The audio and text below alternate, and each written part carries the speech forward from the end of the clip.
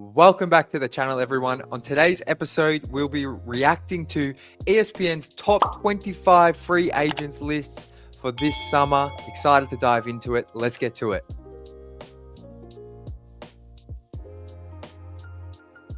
So, as I previously just mentioned, this article is by senior writer Kevin Pelton of ESPN. This article dropped a couple of days ago, and he has tiered his top 25 free agents in some different categories. So let's get to it. Some of these names don't necessarily apply to the Pistons, but I think this list, there is a fair amount of players which could have the Pistons linked to them, if not already, and players that could help this team and address some holes we saw in the playoffs and during the regular season. So let's get to it. So, brief intro here.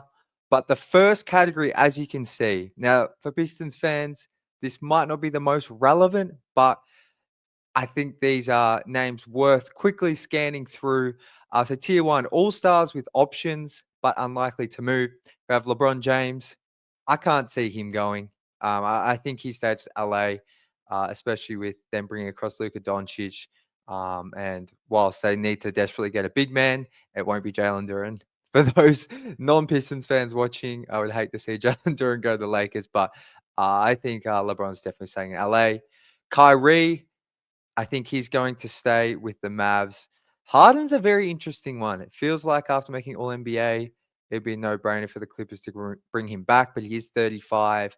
He's still, the field goal percentage, I think, was one of his lowest in a while, if not the lowest. 3-point percentage was down.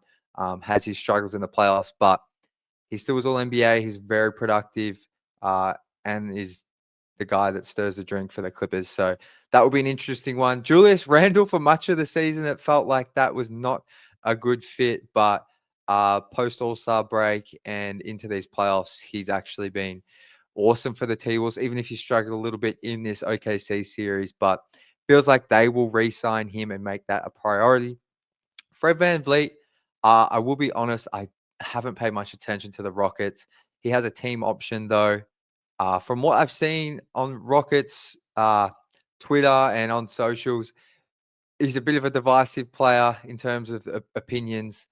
Clearly, I think the team has benefited from his veteran experience, his defensive mindset, his grit, but offensively, he's never really been a guy that is consistent and shoots good percentages, especially inside the arc.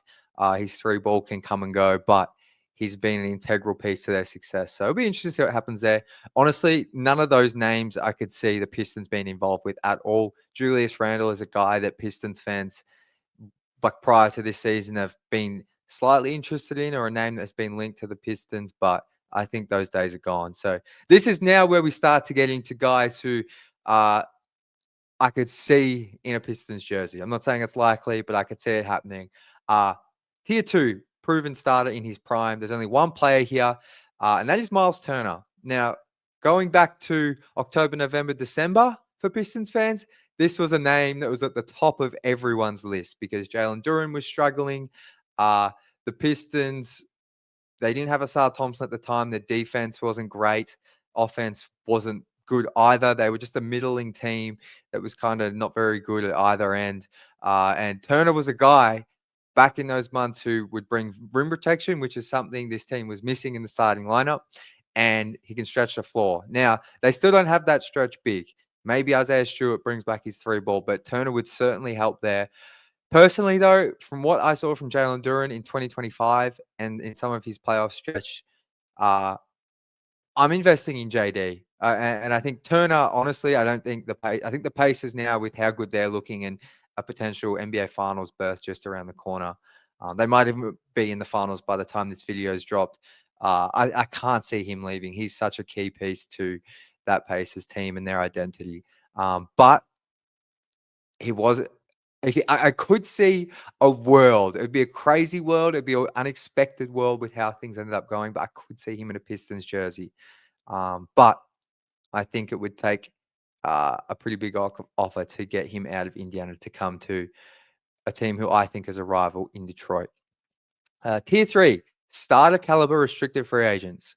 So for those that aren't aware, the teams that these players are currently on have the rights to match any offer that go to these players, to a restricted free agent. So it is somewhat, it is definitely more unlikely these guys change team, but it's not that we haven't seen it before. None of these players here have proven to be all stars or anything like that uh, to this point in their career. Josh Giddey's probably the closest to that. I think the Bulls are going to heavily invest in him. They already shipped out Alex Caruso for him in what was somewhat of a controversial deal. I think Giddey um, is a solid player. I'm not sure if he's an all-star. Maybe he gets there once or twice. But I'm not sure how far you can go with him as your main guy, but he certainly in the months of March and April was terrific. Had that crazy game winner against the Lakers, but three-point shot definitely was a big highlight for him this season. Finishing in around the paint, I think, is still something he needs to work on. That's just from me watching him in the Olympics for my Australian Boomers, but I think he gets paid this summer for sure. Don't see him changing teams. Quentin Grimes and Jonathan Kuminga. We talked about these two on last episode. Uh, just to put, I could see Grimes changing teams again, just because the Pacers have Jared McCain, they have Tyrese Maxey. They could potentially draft another guard wing with pick 3, whether it's Edgecombe, whether it's the name's escaping me. Oh, the Rutgers player. That's bad. But you know who I'm talking about, the scoring wing.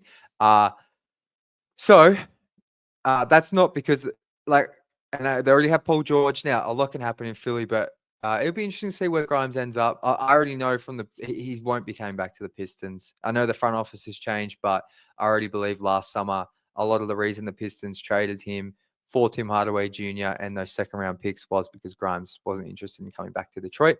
So I don't see a match there. I could be wrong though. But that's just my gut feel. Kuminga is very, very interesting. I can't get a grip on how I feel about Kuminga for a long time.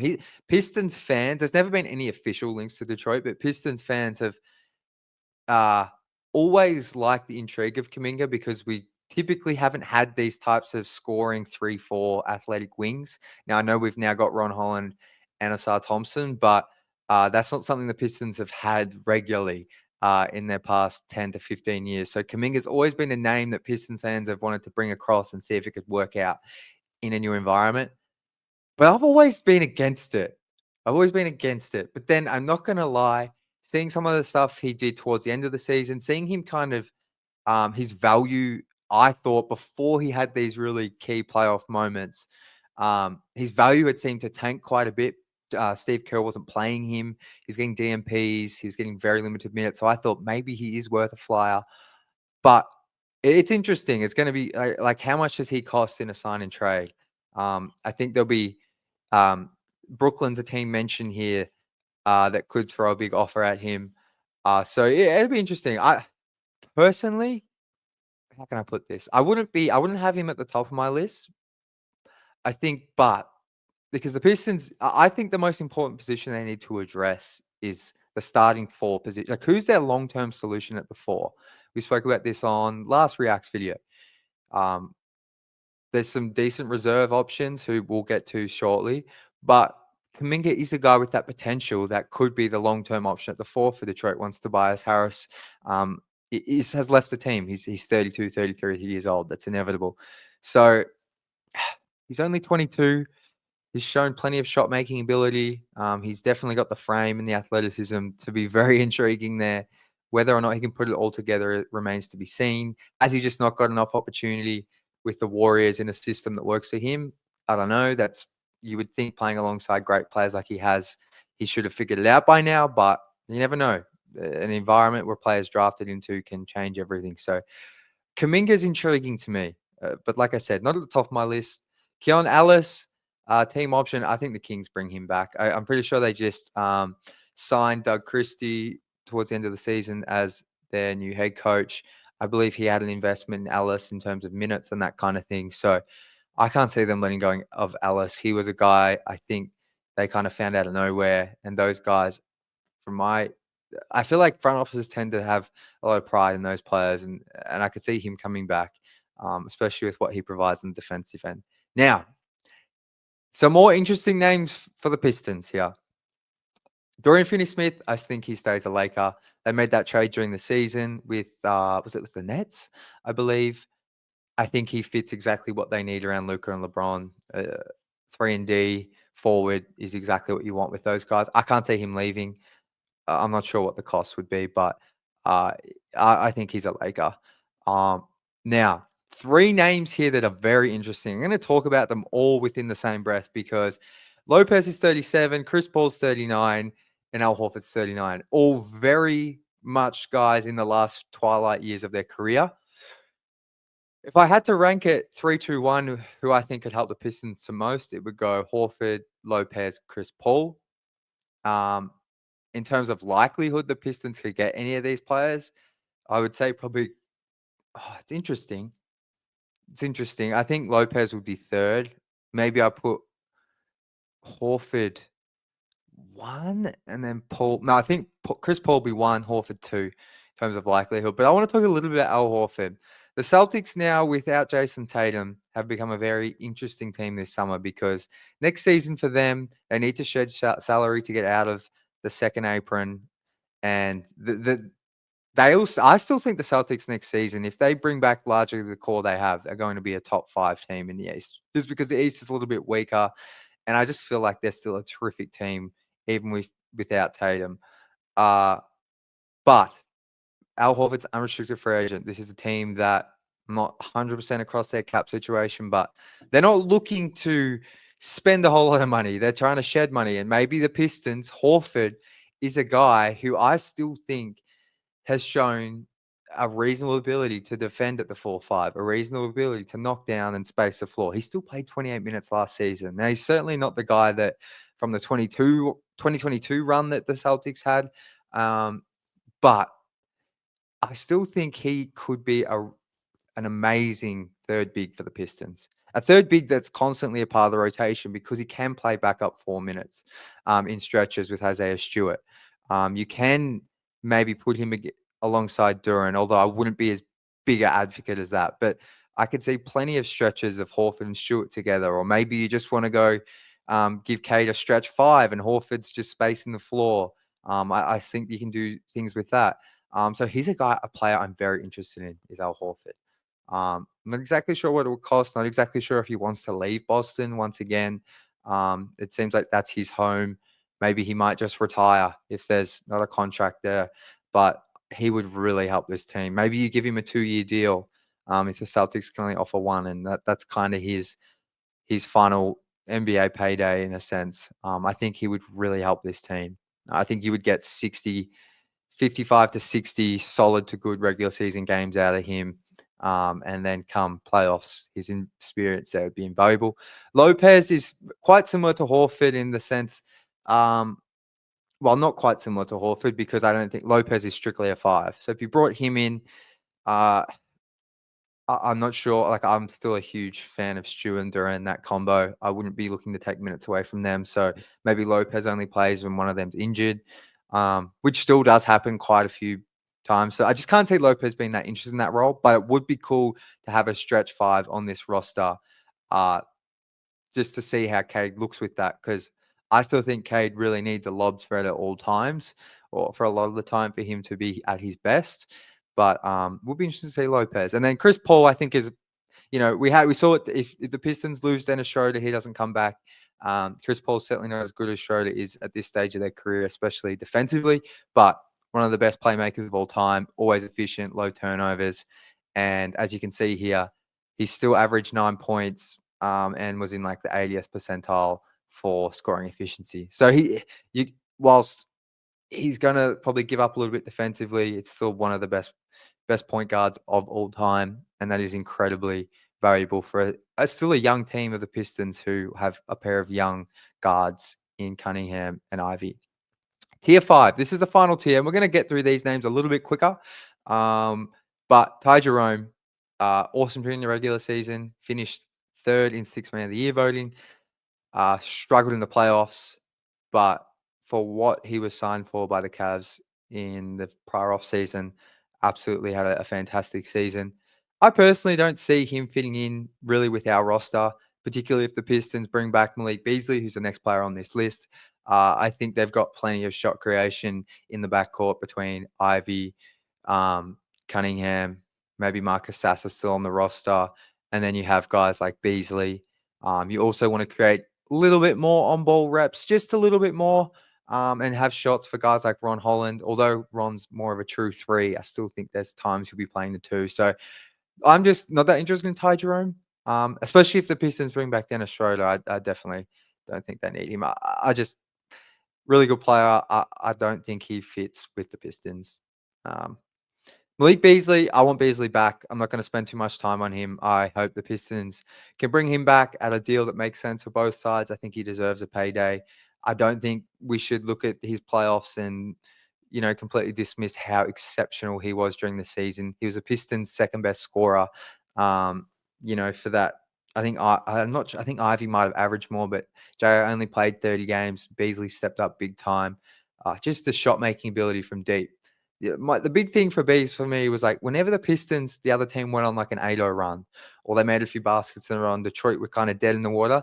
Bees was the guy who would either make 2 threes in a row to stop the momentum and get it back trending the right way, or he'd check in off the bench and have hit 4 threes in a quarter and just really change the trajectory of games. And I think that's something that's hard to see on the stat sheet because it's a momentum based thing. But I watched 81 of 82 regular season games, and the amount of times he came in and gave this team a lift when the rest of the team were down or stuck, I think it's invaluable. And I think he should have won Sixth Man of the Year, but finishing second was still an exceptional season for him. So they need to keep him. And the culture stuff with Bees as well is exceptional. Naz Reid, spoke a lot about him on my last Reacts video. So if you want more on that, go watch. He has a player option for $15 million. So the idea is he'd be declining that to make more, sign a bigger deal, multi-year. So if the Pistons were to sign him, it's probably going to use up the bulk of their cap space, which would mean if you sign Naz Reid, you're probably only going to bring back Beasley at best, using the mid-level, using the mid-level. I'm not the best with the cap, but so if you invest in Nas, you're going all out to get him. It feels like this summer, because it's going to take a bit to pry him away from Timberwolves because he's a real culture piece for them. I've spoken about it. He'd be the perfect backup 4/5 man for this team. You could play him with Stu. You could play him with JD. Exceptional scorer off the bench. He was Sixth Man of the Year 2 seasons ago. And I think he gave you 15 points, just below 40% from three, nearly 50% from the field. Really efficient. He struggled a little bit in the playoffs, but, I think everyone's percentages go down a touch in the playoffs because it's just a higher level of basketball than the regular season. Solid rebounder. I wouldn't say he's an exceptional rebounder, but he's, I think, 6'10", 6'11". I'm not sure how much I want to invest in him long term, but I think he would help this team tremendously. Maybe he is your long term starting 4. I'm not sure about him and JD long term as your defensive front court, but they both got size. They complement each other offensively. So Naz Reid is a player I know a lot of Pistons fans interested in. I think the T-Wolves are going to do a lot to keep him. Like, he's a huge part of what they do, and the fan base over there loves him. Karis LeVert, spoke a little about him on the previous Reacts video as well, so go check that out. I'm not as intrigued as him by him just because he's more of an on-ball player, and I think that will help because there's going to be injuries, no doubt, throughout the season. He shot the ball well last season from three. I think he was around 37%, and had his most efficient season last season. But over time, he's been more of a mid-range shooter. He's definitely a good shot creator. So maybe I'm talking myself into him a little bit. He's from the University of Michigan, so I know a lot of fans will love that. 6'6".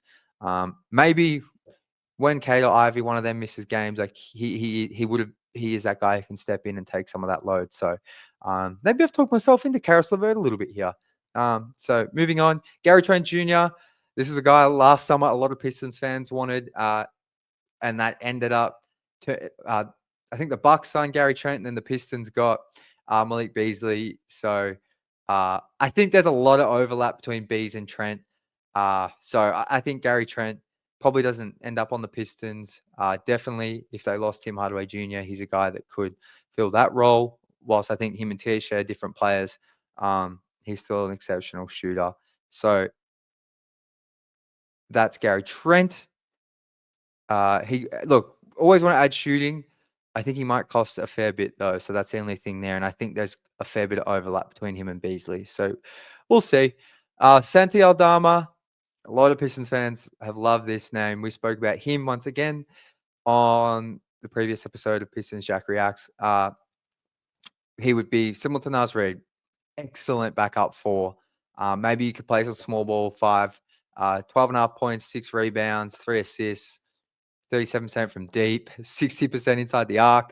Not sure what Memphis are looking to do. I know a lot of fans want Triple J from them in Detroit, but maybe Aldama is the next best thing we could get from that team. And yeah, he's a guy who I think long term is your backup for. He would fill that need perfectly.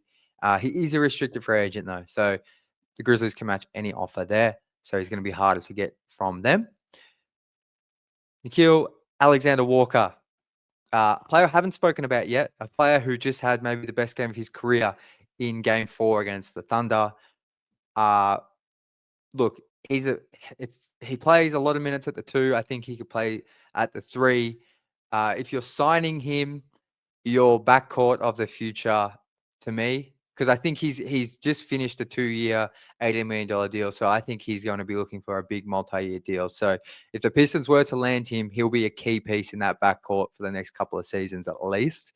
So you're signing yourself up to a backcourt of Cade, Nikhil, and probably I want to keep Jaden Ivey. That's a very I think Nikhil's still very much an off-ball player, can do a little bit on ball. Really good defender. He's shown that in the playoffs. He's shot the ball well from 3, 38%.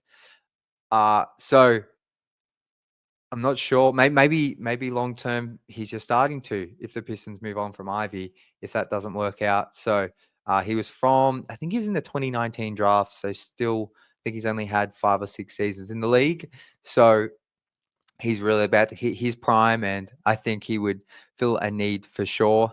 If they get Alexander Walker and bring back Beasley, you do have quite a lot of money invested in that backcourt. So it'd be interesting to see what happens to Beasley if they got Alexander Walker. Beasley, a much better shooter. Alexander Walker, more of a two-way player and a solid scorer and pretty good shooter. So maybe he would just take all those THJ minutes, which would be an upgrade in my opinion, whilst I did enjoy THJ. So that's a very big name for Pistons fans to keep an eye on. Chris Boucher, I don't see much of a match here for the Pistons. He can stretch the floor. I'm just not sure how good he is defensively. I know he can block shots. I'm just really not sure about he just as a rebounder, what he gives you. And then we've got Tim Hardaway Jr. and Dennis Schroeder. 2 Pistons. I wouldn't be surprised if they're back. 2 Pistons. I wouldn't probably the 2 likely Pistons I could see leaving the roster this summer, quite frankly. I really enjoyed what THJ brought last season. I think he was exceptional for what his capabilities are at this stage of his career. Thought he stepped up big time in the playoffs. Whilst Malik probably struggled, I thought THJ picked up the load and had plenty of great shot making moments and some really good moments overall. Obviously, the thing with THJ and Beasley is they both struggle defensively. So you can't, it's tough long term to have 2 of those guys feature prominently in your rotation, let alone start at least one of them. So I think the Pistons will invest in Beasley, and then remains to be seen what happens with THJ. But I just want to say, shout out to him. I thought he was exceptional in his role, took charges, great veteran presence. Dennis Schroeder as well, another guy who I think is going to be in some high demand this offseason. I'm not saying a team's going to throw a huge multi-year deal at him. I just think point guards like Schroeder who can play make, tough nose, can score, even if they struggle from 3. He's definitely a guy that made an impact on this team. It's just for me, Jaden Ivey's coming back, and Schroeder's definitely a better playmaker, but I'm just wary of how much. Like, I think if they bring back Schroeder, it'll be simply on a 1-year deal. Now, does someone like Dallas who's desperate for a point guard without Kyrie, throw a bigger deal at him for a season just to lock down that point guard position for the first 60 games of the season until Kyrie's back. That's where the Pistons might struggle to retain him. But it's interesting. I still think Schroeder, Cade, Ivy works well as a trio. It's just going to depend on what the market demands for Schroeder. And another backup point guard here, Tyus Jones, who the Pistons tried to sign last season. Jones chose to take the minimum and go to what he thought was going to be a contender. Obviously, that didn't work with the Suns. But yeah, another backup point guard option that could help this team for sure. Similar to Chris Paul, in the sense of where Chris Paul's at this stage of his career. Tyus Jones, efficient scorer, low turnover guy, great playmaker, but a little undersized and struggles defensively. So that's the top 25 free agents. I want you in the comments below. Give me your top 3 free agents from this list you want the Pistons to sign. I think we covered a lot of them here. So drop them below down in the comments. But thank you so much for watching. It's going to be a very interesting time for the Pistons. I can see a lot happening. I can see not much happening, but that was a very good list. 25 names to keep an eye on. At least 18 of those I could see in a Pistons jersey in some form of world. So that's going to do it for today's episode. Thank you so much for watching.